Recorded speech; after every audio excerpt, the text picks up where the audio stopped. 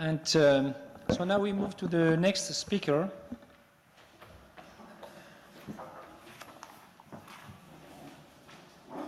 Okay, so there is no Nanomed products, there are no Nanomed companies. So we have asked Chris Guiffre, who is the Senior Vice President and the CBO of Cerulean, Cambridge, USA, just to present what are the needs, are there specific needs of Nanomed entrepreneurs for developing their business. So as you can see, the session is focusing on deployment of nanomedicine in Europe, but since the United States is approximately 5, 7, or 10 years ahead of us, that's why we have asked several American speakers just to present their experience so that we can build on their experience. Chris, the floor is yours.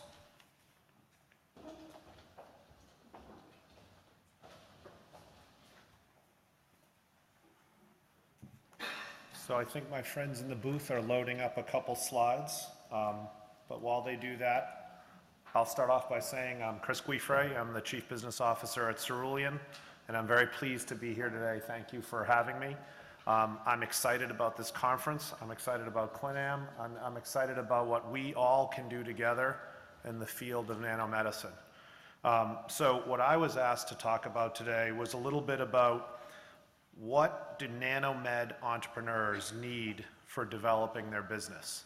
I'm not a scientist, I'm a JD MBA, so I'm not going to be able to talk to you about some of the technicalities of what we're doing in our labs. There are many, many more qualified people here than me today, but I can talk to you about what it takes to build a biotech business. I've done that a few times, and in particular what I think we need to do as Nanomed entrepreneurs.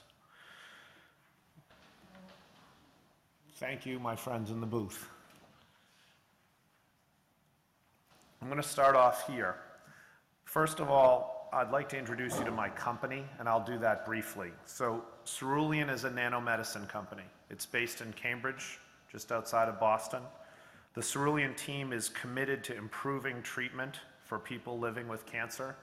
To do that, we use our dynamic tumor targeting platform to create a portfolio of nanopharmaceuticals that are designed to 1, selectively attack tumor cells, 2, reduce toxicity by sparing the body's normal cells, and 3, enable therapeutic combinations. Our lead product candidate is called CRLX-101. It's in multiple clinical trials with other approved cancer treatments, all with the aim of unlocking the power of combination therapy. So how do we do that? Well, we use this dynamic tumor targeting platform, and I'll use this slide briefly to illustrate what I mean. Here you can see our nanoparticles, the large blue spheres. They move through the bloodstream intact until they find entry portals that are large enough. This is the leaky vasculature, the leaky neovasculature in tumors. So they're too large to escape through the healthy pores. They're small enough to enter into the tumor tissue through the leaky vasculature. Once inside, they're transported inside the tumor cells through a process called macropinocytosis. And once inside the tumor cells, they have a sustained payload release as the cytotoxic is released from the nanoparticle via a slowly degrading linker. This is very exciting to us because what this means is, A, we have a differentiated technology. I'll mention that in a few minutes. But B, we can do this over and over and over again. You give us a tumor-killing payload, and we will conjugate it into a nanoparticle and make it simultaneously more effective and more safe. Talk about safety. These are the top 10 adverse events for irinotecan and topotecan. These are marketed products. They're also topo-1 inhibitors. Our product, CRLX-101, is an inhibitor of topo-1 and HIF-1 alpha. You can see the grade 1 and 2 events are in blue, and the grade 3 and 4 adverse events are in red. Each of these products in oral and IV formulation, you can see significant toxicity, what you'd expect from typical chemo. You take a payload, camptothecin, which is the original member of this class. Irinotecan and topotecan are medchem analogs of camptothecin. Camptothecin was too toxic to be developed. It was discontinued in development, and subsequently irinotecan and topotecan were developed and approved and marketed. You take the most toxic member of that class and you give it a safety profile like this. Hardly any grade 3, grade 4. You take toxicity and turn it from a weakness into a strength.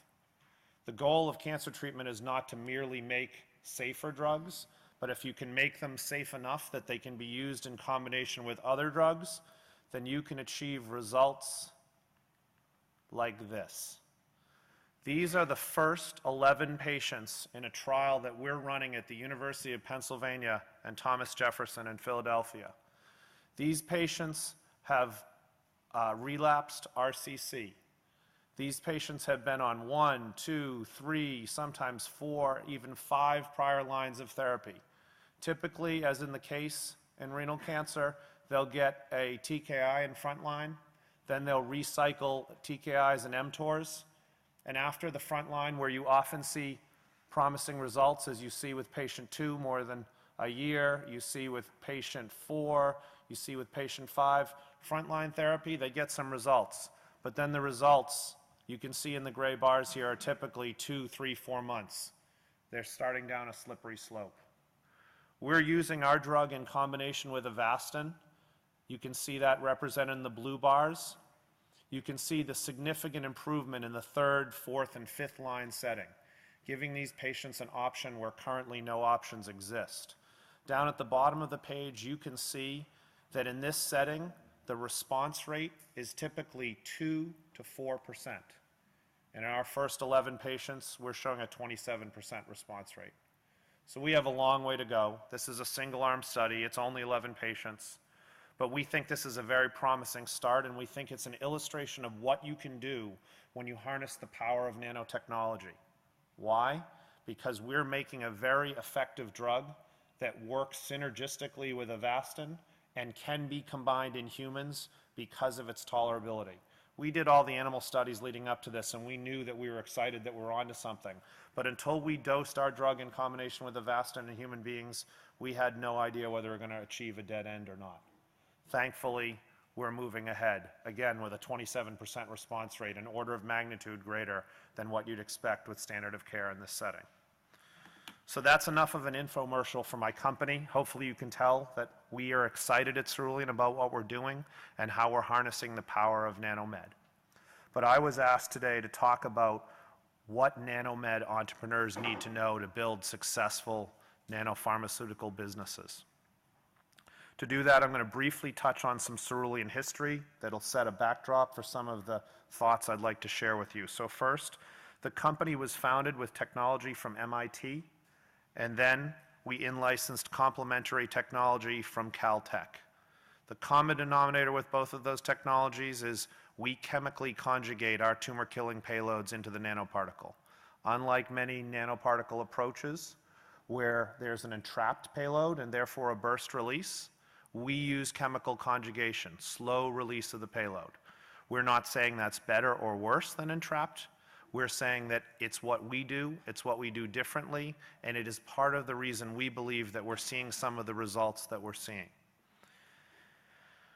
We focus on internally developed products at Cerulean, so we don't have a single partnership to date.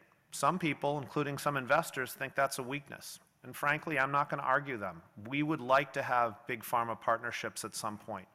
But we have focused on generating internal data with our products, and we believe that if we generate enough internal data, clinical data with our internally developed products, we will attract the right partner at the right time and the right type of collaboration. We do not intend to be a CRO to big pharma.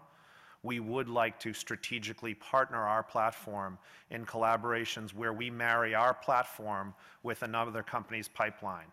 If there's a company out there that has a terrifically active API that's uncertain whether it's got the appropriate therapeutic index to move forward into the clinic, that's the type of product we can help improve. We've had some clinical success, and frankly, we had some clinical setbacks. We failed a randomized trial in Russia and Ukraine last year. 13 months later, we went public. That's pretty remarkable, at least in our view, And part of it is because we had a plan that was designed for the short and the long term, and I'm going to talk about that in just a moment. I think that's one of the most important things that a Nanomed entrepreneur can have, is a plan that considers both the short and long term and creates options.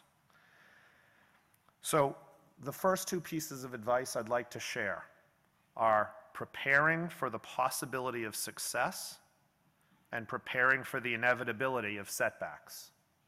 I'll say that again, the possibility of success and the inevitability of setbacks. So in terms of success, I think you need three ingredients: innovative technology, a strong venture syndicate, and a talented and experienced management team. Now you might be saying, why'd they invite this guy to come talk to me? Everybody knows that. Let me tell you why I think those three matter. First and foremost, there are a lot of technologies out there. Even innovative technologies are having a hard time attracting the early stage funding that they need these days. If your technology isn't significantly differentiated from what others are doing, it's going to be very hard to attract funding at first. So I think innovative needs to be stated even though it seems somewhat obvious. Second, strong venture syndicate. It takes a lot of time and a lot of dollars to get a technology to any form of proof of concept, particularly clinical proof of concept. You need a venture syndicate that has the deep pockets necessary to take it as far as they need to take it, and the will and the determination to do so. If they have the deep pockets, but they don't want to reach into them because they'd like to put a little bit of money in and then have somebody else fund it downstream, that's not going to work. And last, talented and experienced management team.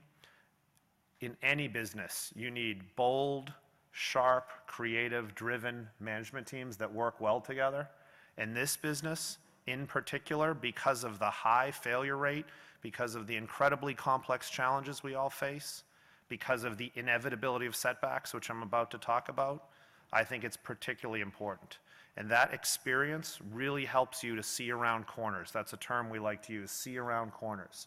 If you've seen mistakes made elsewhere in the past, you know how to avoid them as a Nanomed entrepreneur. So now let's talk about preparing for the inevitability of setbacks. I'm going to actually talk about the flip side of the same three things I just mentioned. First, I think we should all assume that every one of us will experience setbacks in our attempts to develop the technologies we're working on. If you don't assume that, I think you're being either reckless or naive. If that's the case, you don't want to place a single bet, because when that bet goes south, your business and your technology are in trouble. You want options. Optionality is a term that's thrown about loosely. I think it's a very important term. And in our business, I can tell you today, Cerulean is not likely to be around today if we didn't start additional clinical trials during the period of time that we ran the randomized trial in Russia and Ukraine. When that trial went south, we had other clinical data and other clinical trials and other indications demonstrating that we had an important drug. And I think that's the reason we're still here today. So in your business plan, where are you going to create options? Because you know something's going to go wrong, how are you going to place enough bets that your portfolio is net positive? Number two, a committed venture syndicate. That's different than a strong venture syndicate. I said you need to have a strong venture syndicate to help you explore the possibilities of success. But when things go bad, is your venture syndicate going to pull the plug and say, well, I have other more promising companies in my portfolio, this is why I invest in multiple companies? Or are they going to be as committed to working through the problems as the management team is? So a committed venture syndicate. And last, a tenacious management team. That's different than a talented management team or even an experienced management team. That's a management team that says, failure is not an option. We've hit a problem, but we will find a way to win. I can tell you I've had to do that twice in my career. I'm not sure whether I'm grateful for those opportunities or bemoan those opportunities because they were tough years. But when I joined Cubist in 2001, we promptly failed a phase 3 clinical trial in 2002. Almost put the company out of business. If you look at Cubist today, they're doing pretty well. Why? Because that management team did not give up, and we found a way to overcome the challenges. I got the chance to leverage that experience again in 2013 at Cerulean. We, after raising more than $100 million of venture capital, failed a randomized phase 2B trial. In many instances, that would have been the end of the company. But again, the management team believed in itself, believed in the product, and believed in the technology, and we were able to pull through. 13 months after the failure of that trial, we went public. That's high stepping in my mind, and we're quite proud of that. But it wasn't easy, and it required people who refused to lose. So preparing for the possibility of success while also preparing for the inevitability of setbacks, I think, is an important lesson for any Nanomed entrepreneur. I mentioned a couple times now having a short and long-term plan. It's my view that many entrepreneurs are just trying to survive from quarter to quarter, and sometimes, if you're lucky, year to year, and they focus a little too much on the short term. I don't think you have the luxury when you're an early stage entrepreneur of focusing too much on the long term, but if you don't focus at all on the long term, you're in trouble, and you can find yourself hitting dead ends that could have been avoided. So in my view, you want to think hard about having a long and short-term plan.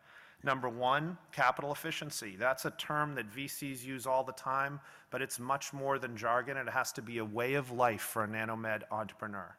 If you're not trying to stretch every one of your dollars every day in every act you do, you're setting yourself up for failure because the cost of capital early stage is so high.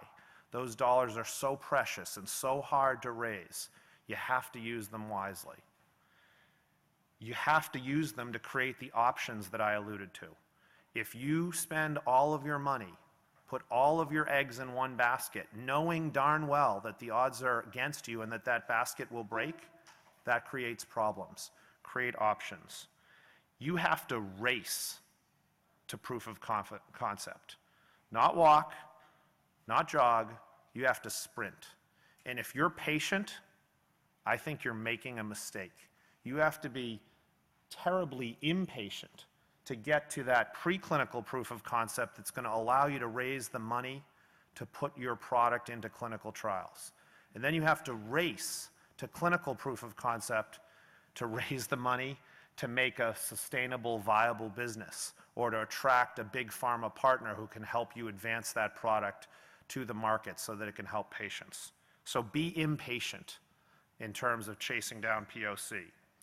I think being a multi-product company matters, and you can see we're doing that at Cerulean.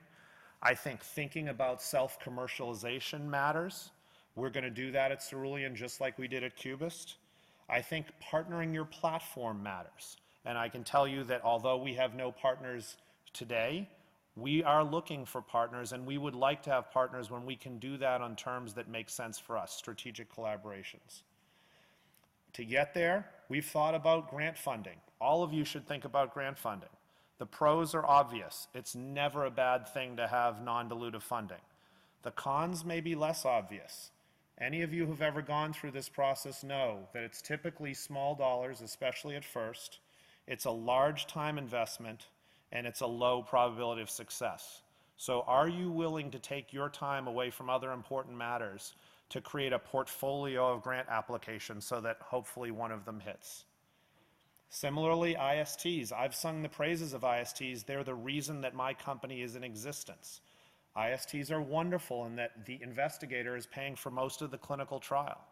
They also come with trade-offs. It's harder to control the clinical development plan, the trial design. It's harder to control the pace of enrollment. These are trade-offs that entrepreneurs need to think about. Even working with big pharma has pros and cons. And I know I need to wrap up, so I'm going to try and go through this very quickly, but the non-dilutive funding, the validation, the experience, the resources, the additional value creation streams, they're all very important. But anyone who's ever tried to establish a partnership with big pharma knows that it's a huge time investment, giving the pitches over and over and over again to multiple companies, and then multiple times to the same company, and then going through diligence, and then negotiating the deal, and then living with the deal that you have. You have to think about the pros and cons of partnering. Last but not least in my list of pieces of advice is when you think about your long and short-term plans, make sure you have an exit strategy other than just selling yourself to big pharma, because that to me is a recipe for suboptimal outcomes. Your long-term plan should have the ability to be a viable, standalone, sustainable business. And typically that means going public. For a few years, it wasn't so easy. Then all of a sudden it got much easier last year, and now it's a little bit dicey this year. But we went public despite a very difficult time in April because we had a lead clinical asset with strong clinical data and a very interesting clinical and regulatory plan with near-term milestones. And we had a second product and a platform behind it. That was attractive to public company investors, even in a time when the biotech market was choppy, to say the least, and people were retreating from biotech IPOs after about an 18-month run. So have that long-term plan that includes an exit strategy that is something other than selling yourself, and it'll serve you well. If that all comes together, then you as Nanomed entrepreneurs and we and the other companies, many of whom were up on the slides before me, will have the opportunity to deliver on the promise of nanotechnology. And for us at Cerulean, that means simultaneously making more effective drugs that are also safer drugs so they can be used in combination to help patients significantly, like we're doing with the 11 patients I have up on that slide. I'm proud to be part of this field, and I hope all of you are as well. Thank you. Thank you very much, Chris, for this very interesting talk. Time just for one question. Please, lady again. Recently, I've heard arguments on both sides of this issue where it's been argued quite strongly. And the issue is it better to have a scientist as a CEO who knows the science, who knows the technology extremely well, or is it better to have somebody who comes from the business and entrepreneurial side, which is not to say that there can't be scientific entrepreneurs, but you obviously, because you're smiling, you understand the question. I think it's a wonderful question. There is no right answer. That's my answer to you, but I'll tell you how I think about it, especially as a non-scientist. I'm lucky enough to work for a CEO who is both a fabulous scientist and a fabulous business person. He's a PhD MBA, and I think he is a remarkable CEO in many ways. But part of why he's remarkable is because we don't have to wrestle at our company with this question too much.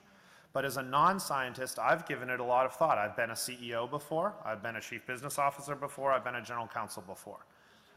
I think that different businesses have different needs of their CEOs. So in a very early stage business, where most of the business questions are actually scientific questions, I think it's terrific to have a scientifically inclined CEO. I stand before you thinking that I'm a fairly good leader, but I am not the right guy to be be the CEO of an early stage science company, right? But as businesses mature, their needs change significantly. And I can tell you, I had the privilege of working for a non-scientist at Cubist. His name is Mike Bonney. He's the CEO today. Mike Bonney does not have any graduate degree, let alone a PhD or an MD. He is a college graduate.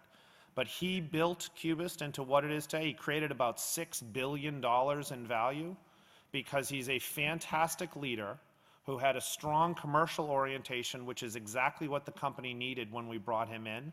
And he assembled a strong team of executives and said, this is our goal, guys. Go get it done. So I think different businesses need different types of leaders, and I don't think there's one answer for your question.